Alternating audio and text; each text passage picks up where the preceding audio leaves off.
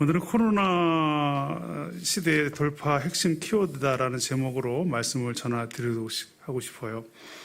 여호수아라는 책은 어떤 책일까? 여러분들이 좀 궁금하실 텐데 이 책이 어떤 책인가를 알 수 있는 방법은 그 책에 사용하는 단어가 어떤 단어를 많이 썼느냐에 따라서 그 책이 어떤 책인지를 알 수가 있죠. 만약에 사랑이라는 단어가 많이 나오면 그건 무슨 책이죠? 사랑에 관한 책이죠. 기업의 경영에 관한 단어들이 많이 나와요. 기업인 경영, 뭐 이런 것들이 생산, 뭐 이런 것들이 많이 나오면 그것은 기업에 관한 책이에요. 그렇죠? 의학의 단어들이 많이 나오면 그것은 의학서적이잖아요.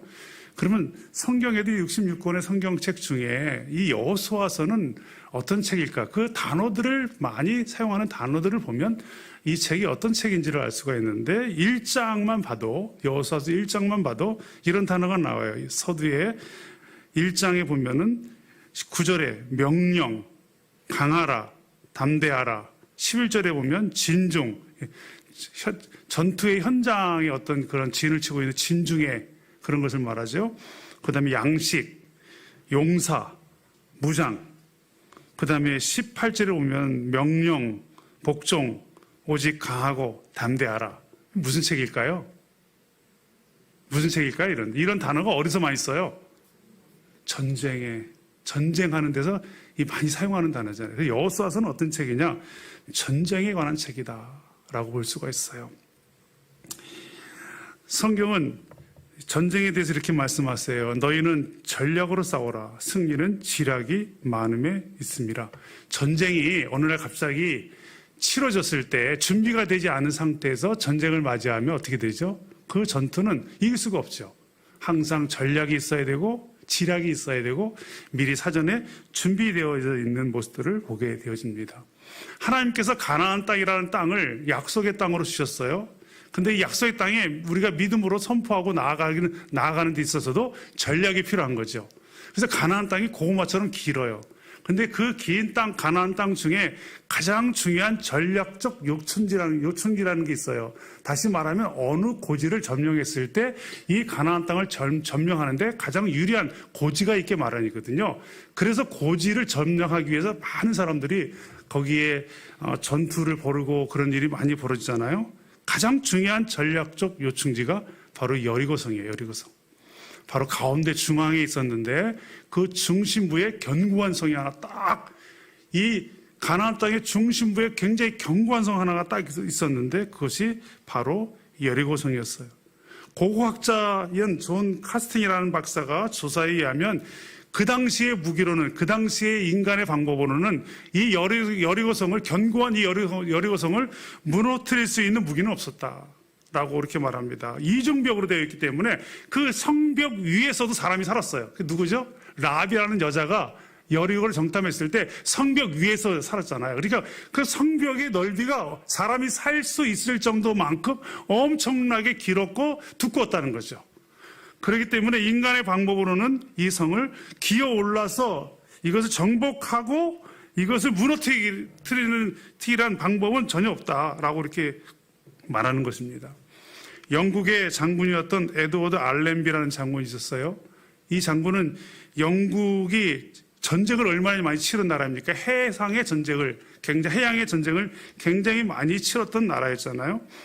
이 알렌비라는 장군은 이 여리고성의 전투, 이스라엘의 여리고성의 전투를 전쟁의 교범을 삼아서 그 부하들을 훈련시켰던 굉장히 중요한 예를 가지고 있었던 부분이었어요. 이 전략적으로도 전투의 경험을 가지고 있는 많은 사람들이 이 여리고의 전투를 전략적으로 잘 연구해서 어떻게 이 전투가 승리했는지에 대해서 연구해가지고 전투하는 군인들을 훈련시키는 그런 교보제로 사용했다는 것이죠. 여호수아서 6장 1절에 보면 여리고는 굳게 닫혔고 출입하는 자가 없었더라 라고 이렇게 말을 해요. 이 단어를 볼 때마다 우리가 인생의 삶을 살아가다 보면 이런 국면을 맞이할 때가 있어요. 철옹성같이 꿈쩍하지 않고 문제에 직면했을 때 저는 지금이 그런 시간이다라고 생각합니다. 코로나 2년의 시간이 모든 것들이 닫혀있고 멈춰져 있고 저희 하와이 코나도 코로나로부터 피해갈 수가 없었어요. 섬인데도 불구하고 코로나가 들어와서 온 섬을 다 덮으면서 모든 도시, 모든 거리가 완전히 문을 다 닫혀버리는 1년간, 작년, 재작년 그랬어요. 그래서 굉장히 힘든 시간을 가지게 되었습니다. 벌써 2년이라는 시간이 넘어가고 있는 이 상황 가운데서 교회도, 선교단체도, 비즈니스하는 기업인들도, 특별히 소상공인에 있는 그런 일을 하고 계시는 분들은 너무너무 힘든 시간을 보냅니다. 더군다나 미래에 앞으로 살아갈 미래의 주역이 되고 있는 20대, 30대의 젊은이들은 희망을 갖기가 쉽지 않은 시대에 살고 있어요. 무엇을 해야 살 수 있을지, 내가 어떻게 해야 살 수 있을지, 이런 질문들을 가지고 있어요. 여러분들의 자녀들이 그렇다는 거죠. 지금 여기 앉아있는 우리 친구들, 여기 있는 초등학교 친구들인 것 같은데 이 친구들의 미래가 그렇다는 거예요. 너무너무 쉽지 않은 시간을 겪고 있는 이 상황 가운데, 이런 상황 가운데서도 하나님의 전략, 하나님의 계획, 이런 상황 가운데 직면한 이 상황 가운데서도 하나님께서는 돌파할 수 있는 키워드가 있다는 거죠. 그 방법을 하나님으로부터 받아야 되는데 오늘 이 말씀 속에서 4가지의 키워드를 여러분들에게 오늘 말씀을 드리려고 그래요. 오늘 여러분들이 오늘 나오신 분들은 수지 맞은 사람들이야. 이 전략을 받고 가는 거니까. 여러분들은 이제는 코로나 상황 가운데서도 반드시 승리할 줄 믿습니다. 이 전략대로 간다면, 하나님 말씀하신 이 전략과 이 방법으로 여러분들 싸워간다면 반드시 여러분들은 이길 것을 확신합니다. 다음이 왔을 때 목사님 제가 그 전략대로 싸웠더니 이겼습니다. 그런 간증들이 일어나기를 기대합니다. 그런 역사 일어나기를 주의 이름으로 축복합니다. 첫 번째 키워드는 뭐냐면 12절에 이렇게 말을 해요. 또 여호수아가 아침에 일찍이 일어나라고 말씀하세요. 여기 단어 중에 굉장히 중요한 단어가 나오는데, 여호수아가 아침에 일찍이 일어나. 이 단어가 여기 한 번 사용한 게 아니에요. 이 여호수아서에 여러 번 나옵니다. 여호수아서 3장 1절에도 또 여호수아가 아침에 일찍이 일어나. 그 다음에 7장 16절에도 똑같이 나옵니다. 이에 여호수아가 아침에 일찍이 일어나. 이 단어는 뭐냐면 전투에 임하는 그 사람의 태도를 말하는 것입니다. 전투에 임하는 그 사람의 태도. 2014년 해군 제독이었던 월리엄 맥레이 분이라는 분이 있었어요. 이분은 자기 모교의 졸업 연설에서 유명한 말을 했습니다. 그가 36년 동안, 다시 말해서 그가 해군 장성으로 전투를 하면서 있어서 이런 승리할 수 있어서 값진 원리를 자기는 6개월간의 초급 장교 훈련 받았을 때 그때 깨달은 게 2가지가 있다라고 그랬어요. 그 2가지를 뭐라고 말했냐면, 자기 모교에 졸업하는 졸업 학생들에게, 앞으로 세상에 나가는 친구들에게 한 말이었어요. 그게 첫 번째가 뭐냐면, 아침에 잠자리에 일어나면 매일 아침마다 제일 먼저 친구를 정리하라. 뭘 정리하라? 대단한 건 줄 알았는데 그게 아니라 아침에 일어나면 매일 먼저 첫 번째 친구를 정리하라. 자기의 삶을 깨끗하게 시작할 때부터 뭔가 정리를 하고 시작하는 거였죠. 그게 36년 동안 해군 장성으로, 스타로 그렇게 많은 세월을 겪어오면서 자기를 지켰던, 그리고 이 싸움의 전투에 나갈 때마다 이길 수 있었던 마음가짐을 가질 수 있었던 굉장히 중요한 키였다라고 말을 해요. 2번째가 뭐냐면 해군이잖아요. 그러니까 바다를 많이 경험하는 사람들이었는데, 2번째가 자신의 인생의 노를 저을 때마다 혼자 싸우지 말고 도울 사람을 찾아라. 항상 도울 사람을 찾아라. 그렇게 말을 했어요. 우리가 살아가는 인생의 삶의 항해는요, 혼자 감당할 수 없어요. 그러나 하나님이 우리와 함께 하시면 우리가 이 항해를 승리할 줄 믿습니다. 제가 잠깐 머물고 있는 판교에 오피스텔이 있는데, 그 오피스텔에 엘리베이터가 있어요. 그 엘리베이터 타고 올라가면 요즘에는 엘리베이터에 모니터가 있어가지고 거기에 좋은 문구들을 많이 이렇게 좀 바꿔서 사용하더라고요.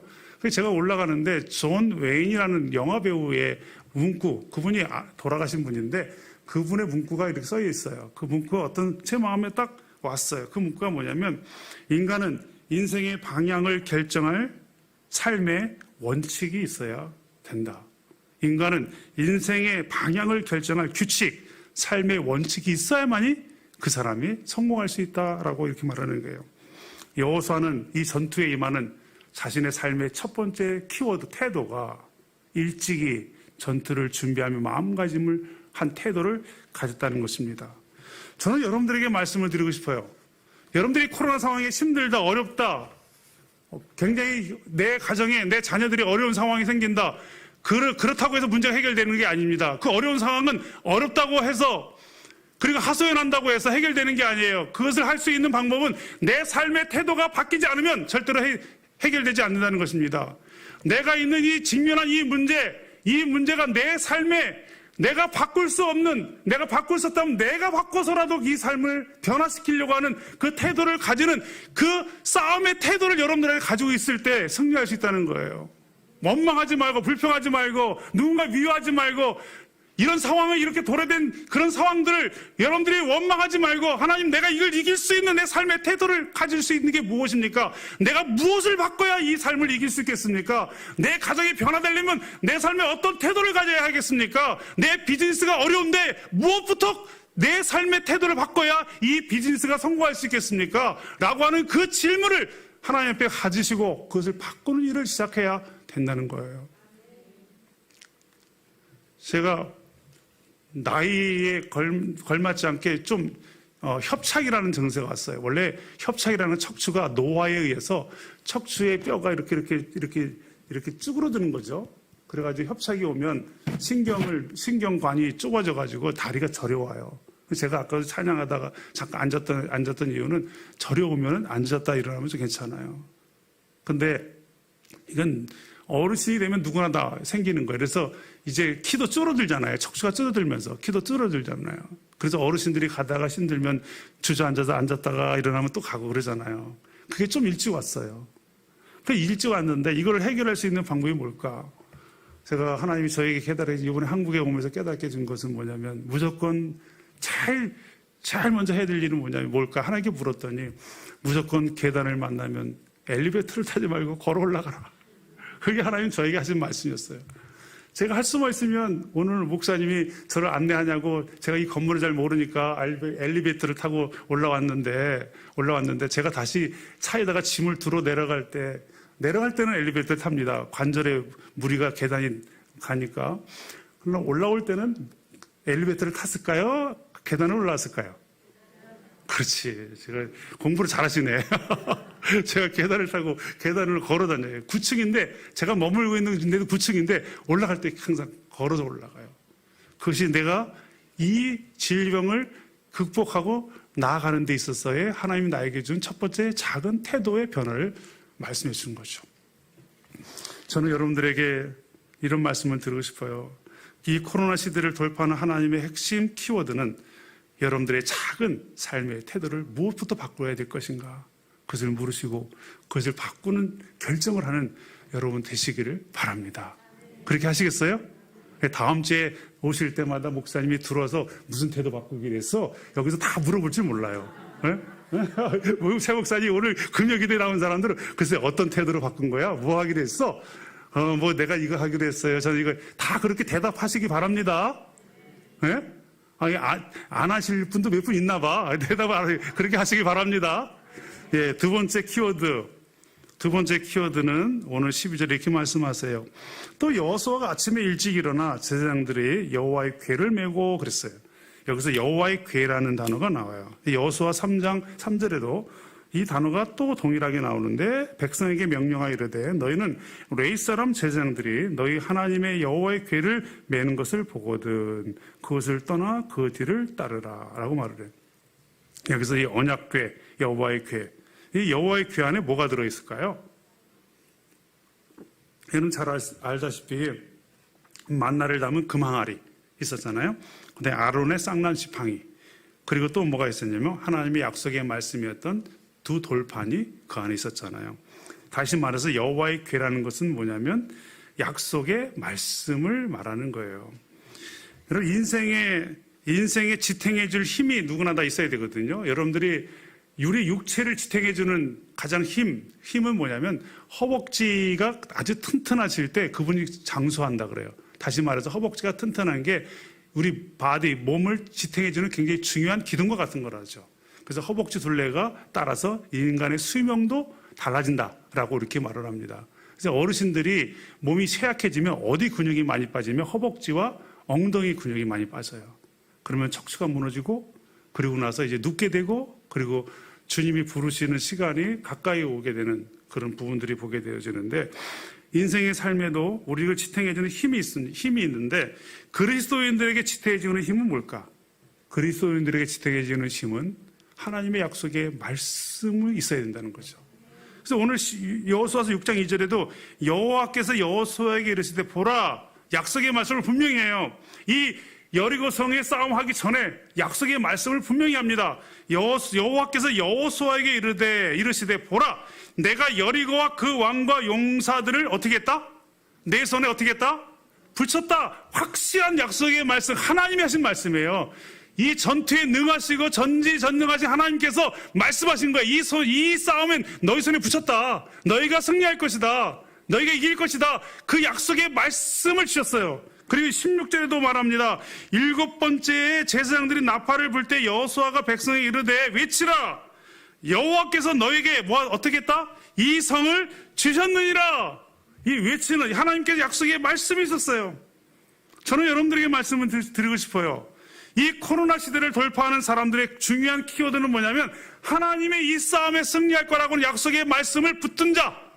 내가 어떤 어려운 상황 가운데서도 약속의 말씀을 붙들고 있는 사람, 그 사람은 반드시 이길 것입니다. 매 주일마다 주의 강단에서 외치는 하나님의 목사님이 담임 목사가 전하는 말씀에 약속이 다 있어요. 하나님 말씀이. 여러분들 그 약속을 붙드시기 바랍니다. 매주마다 이번 주에는 어떤 말씀을 나에게 주실 것인가 그 약속의 말씀을 붙들고 내가 이 한 주간을 또 싸워서 이겨야지 라고 하는 그 심정으로 주님 앞에 나오시기를 바라요. 그리고 예배를 드릴 때마다 그 약속을 붙드세요. 하나님의 약속을 듣고 그걸 붙드는 그런 여러분들의 삶을 살아간다면 그러면 이 선투는 여러분들은 반드시 승리할 줄 믿습니다. 아멘. 세 번째 하나님이 우리에게 주시는 키워드는 뭐냐면 오늘 13절에 보니까 제사장 양 7은 양각 나팔 7을 잡고 그랬어요.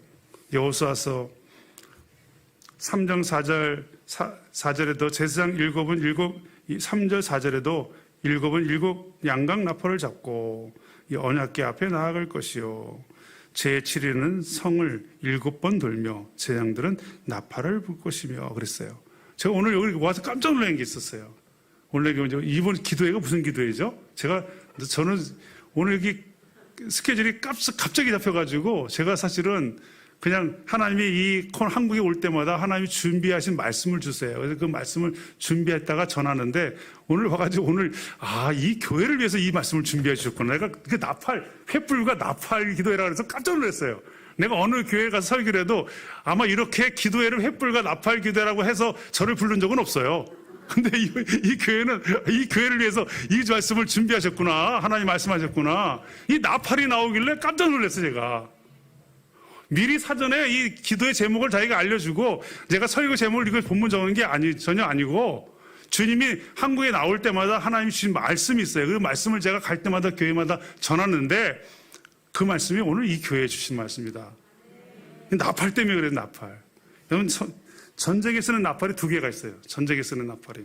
그 나팔이 뭐냐면 핫초츠라고 하는 그런 나팔이 있는데 그 나팔은 은나팔이에요. 은나팔. 은나팔은 기상나팔 같은 게 있잖아요. 기상나팔. 소리 크게, 아침이 나면 소리 크게 나는 거 있잖아요. 은나팔. 은나팔이 있는데 그것을 전쟁에 나갈 때 은나팔을 부릅니다. 은나팔을 불러요. 그리고 전쟁에 나갔다가 승리하고 돌아오게 되면 그 소파르라고 하는 승리하고 돌아오면 또 다른 나팔을 부는데 그 나팔이 어떤 나팔이냐면 전쟁에 승리하고 돌아오고 개선장군처럼 돌아왔을 때 부르는 나팔이 양각 나팔이에요. 양각 나팔.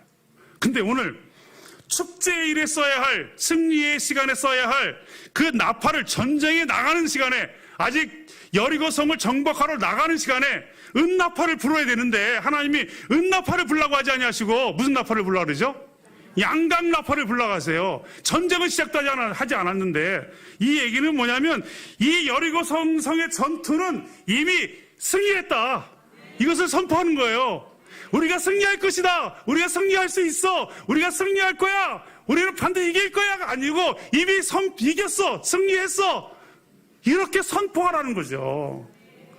저는 여러분들에게 말씀드리고 싶어요. 여러분들의 인생의 삶에 우리에게 이 양강나팔이 있는데 그 양강나팔이 뭘까요? 그것은 예수 그리스도의 십자가의 죽으심과 부활의 사건, 복음이 우리 그리스도에게는 양강나팔인 것입니다.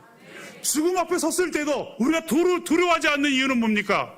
그 양강나팔, 예수 그리스도의 죽으심과 부활의 그 역사하심이 있기 때문에 우리가 죽음 앞에 직면해 있다 할지라도 그 나팔 때문에 우리는 죽음을 건너 이겨 나가는 영원한 세계에 갈 수 있는 확신이 있기 때문에, 그렇기 때문에 그 죽음을 두려워하지 않고 나갈 수 있는 그 복음이 있잖아요.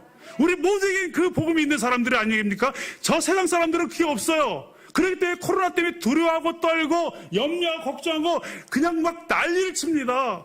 믿는 사람들은 방역 철저히하고 손 깨끗이 닦고 마스크 쓰고 우리가 할 수 있는 최선을 다하지만 두려워하지는 말아야죠. 담대하게 그 앞에 직면하고 나아가는 승리의 태도를 가지고 나아가는 양강나팔이 있잖아요.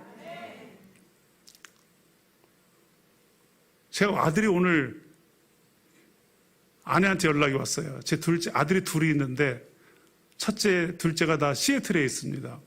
둘째 놈이 우리 아내한테 연락이 왔는데 코로나 증세가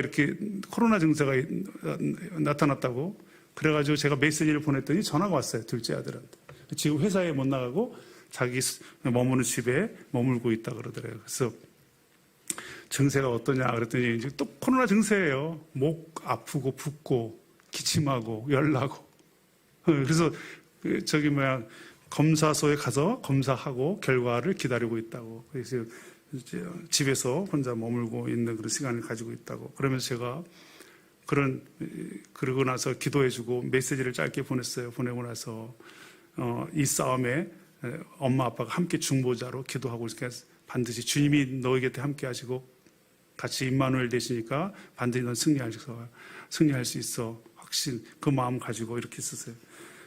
누구나 뭐랄까 내 인생의 삶에도 이거는 피할 수 없지 우리 앞에 직면해 있는 일들이잖아요. 근데 제가 와서 보니까 우리 최 목사님 벌써 그 싸움의 승리를 한 번 하신 분이시더라고요. 저도 요번에 알았어요. 나는 몰랐어요. 여기 벌써 이기신 분이야. 이기신 분이라고 여러분들 여기 우리 아들은 이제 있으시고 저는 아직도 그 코로나에 걸리진 않았기 때문에 그냥 있지만 저의 인생의 삶에도 언젠가는 오겠죠. 누구나 다 온다고 생각해요. 한 번은 거쳐가는 싸움이라고 생각합니다. 그러나 우리에게 뭐가 있어요? 주님 우리에게는 양강나팔 있잖아요. 복음의 나팔이 있잖아요. 승리의 나팔이 있잖아요. 여러분들의 인생의 삶에 어떤 어려움과 싸움이 온다 할지라도 우리에게는 뭐가 있어요? 우리에게는 양강나팔, 복음, 승리, 부활의 능력, 십자가의 능력, 구원의 능력, 그 능력이 우리에게 있기 때문에 이 코로나 이 상황 가운데서도 우리가 들어야 될 소리가 있다면 세상 사람들이 아우성치는 소리, 두려워하는 소리, 원망하는 소리, 정말 절규하는 소리가 아니라 우리가 들어야 될 소리는 부활하시고 승리하시고 죽은 권세를 이기신 예수 그리스도의 승리의 양강나팔을 날마다 듣고 나아가는 여러분 되시길 바랍니다. 매일마다 양강나팔 소리를 듣고 전투에 나가시길 바라요. 아침마다 양강나팔을 또 주님의 복음의 확신을 붙들고 또 나아가는 여러분들 되시길 바라고, 어떤 어려운 상황이 있다 할지라도 주님의 그 십자가를 바라보고 이겼던 그 역사하시는 그 살아계신 주님을 바라보면서 그분이 들려주시는 그 외침의 양강나팔을 듣고 나아가는, 그래서 승리하는 여러분 다 되시기를 주님의 이름으로 축원합니다. 마지막 네 번째로, 네 번째는 13절에 여호와의 뒤를 따르고 제사장들은 나팔을 불며 행진하니라 그랬어요. 이 말씀은 믿음을 가졌다면 그 믿음을 행동으로 보이라는 말씀이죠. 야고보서 2장 18절에 말씀하십니다. 내 믿음을 내게 보이라. 나는 행함으로 내 믿음을 내게 보이리라. 오늘 여기 마지막에 나팔을 불며 뭐하라 그랬어요? 나팔을 불며 가만히 앉아 있어라. 뭐하라고? 따르라. 그 얘기를 예전 버전으로는 행진하라 그랬어요. 다시 말해서 앞으로 나아가라 라는 것이죠. 여러분들의 인생의 삶에 멈춰있지 마시고 어떤 상황이라도 주저앉지 마시고 위축되지 마시고 힘든 상황이고 어려운 상황이고 뭔가를 시작하시고 믿음으로 행진하는 발걸음을 내딛어야 되는 거예요. 내딛어야, 그래야 이 싸움에 이길 수 있다는 사실을 기억하시기를 바랍니다. 결론을 맺고 싶어요. 제가 이 사역을 하면서 코로나 2년 중에 한국을 왔다 갔다 하면서 격리를 4번 했어요. 4번. 뭐 코로나 걸려서 격리한 게 아니라 여기 오면 격리하고 또 가면 또 하바에서 격리하고 또 격리, 여기 오면 또 격리하고 4번을 해서 그래서 콧구멍을 엄청 많이 제가 검사한다고 비행기 탈 때 이거 하고 또 검사하고 너무 많이 했어요, 제가. 누가 그러더라고요. 아니, 목사님 뭐가 이렇게 코로나 상황인데 왜 이렇게 돌아다니냐고 저보고 격리를 해가면서 아니, 제가 격리를 해보니까 한 번 하는 것도 쉽지 않아요, 사실. 근데 4번 하는 게 좋아서 하는 사람 있겠습니까? 왜 했겠을까요? 주님이 말씀하신 게 있고 나에게 주신 사명이 있고 가야 될 이유가 있기 때문에 간 거죠. 위험도 있고 어려움도 있죠. 그러나 내가 행진하지 않냐면 하나님이 나에게 준 사명을 감당할 수 있겠어요? 제가 우리 전 세계에 흩어져 있는 우리 코나 가족들을 섬기면서 찾아다니는 동안에 한국도 전국을 다 다녔어요. 그리고 미국도 서부 동부를 다니면서 제가 얼마 정도 거리를 미국을 여행을 했냐면은 자동차를 10,000km, 7,000마일 뛰면은 이거를 엔진 오일을 갈라고 사인이 들어와요. 불에, 새 차에. 근데 지난 2달 동안, 미국에서만 2달 동안 제가 10,000km, 이 7,000마일을 넘게 뛰었어요. 그러니까 여기서 부산을 25번 정도를 다닐 정도로 왔다 갔다 다닌 거예요. 제 마지막에 갔던 곳이 뉴욕에서 아틀란타까지 내려가는 남부로 내려가는 여정을 차로 빌려서 내려가면서 이제 이 여정의 마지막 끝에 아틀란타 도시를 바라보면서 하는데 이제 사역의 한 해를 마무리하는 시간에 있었을 때 이제 아내에게 운전을 좀 맡기고 저는 이제 어떤 찬양을 좀 한번 듣고 싶어서 유튜브에 들어가서 차 옆에 앉아가지고 있는데 제 마음에 딱 와닿는 가사가 있는 그 곡이 하나, 제가 참 처음 들어보는 거예요. 한 번도 불러본 적도 없고 아지도 못했던 곡이에요. 근데 이 곡이 가사가 이렇게 이 단어가 저에게 너무너무 와닿았어요. 뭐냐면 주 나를 놓지 마소서, 후렴인데요. 이 깊고 넓은 바다의 홀로 내 삶의 항해의 끝이 되시는 주님. 내 인생의 항해의 끝이 되시는 분은 주님이시구나. 내 인생의 시작도 내 인생의 끝도 주님이시구나. 내가 어디를 가든지 주님의 손에 맡기고 가면 되지 뭐.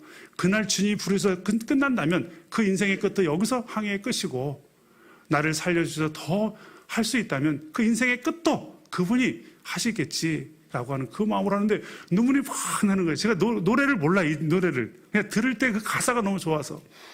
근데 또 후렴에 보면 이렇게 말했어요. 난 의지합니다. 날 포기하지 마소서. 나 잠시 나를 의지하여도. 이게 단어가 저에게 또 영향을 줬어요.